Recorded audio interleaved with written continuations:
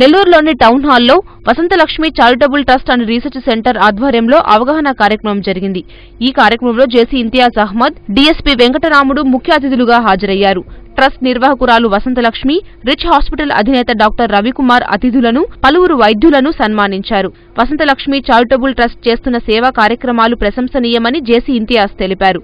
మనకి ఇక్కడ social cause is wedded to medical services అంటే మనకు ఆమెమో సామాజిక సేవ, సామాజిక సేవ మరియు వైద్య సేవ రెండు ఒక అనుబంధంగా వాళ్ళు దంపతులు ఉన్నారు కాబట్టి చేయగలుగుతున్నారని.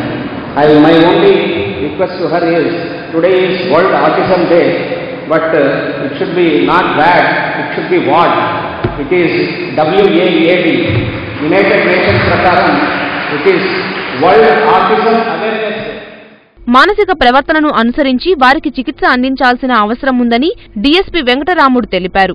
ఎవరైనా సరే కాలానుగుణంగా పిల్లలు అభివృద్ధి చెందలేనట్లయితే మానసికంగా వారి పట్ల ఖచ్చితంగా ముందు జాగ్రత్త చర్యగా మనము చికిత్సను చేపట్టవలసి ఉంటుంది.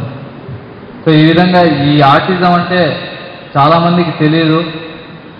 దానిపైన ప్రజల్లో అవగాహన కల్పించడానికి ఈ విధంగా మానసికంగా పిల్లల్లో అభివృద్ధి అనేది లోపిస్తూ ఉంటుందనేది తెలియజేయడానికి, దానికి అనుగుణంగా ఏ విధంగా చర్యలు చేపట్టాలి అనేటువంటి అవగాహన వారిలో తీసుకురావడానికి ఈరోజు వసంతలక్ష్మి చారిటబుల్ ట్రస్ట్ మరియు రీసెర్చ్ సెంటర్ వారు ఈ యొక్క ర్యాలీ కార్యక్రమాన్ని అదేవిధంగా ఈ రోజుని సెలబ్రేట్ చేసుకోవడం జరుగుతుంది. నిజంగా వారిని ఈ సందర్భంగా నేను అభినందిస్తున్నాను.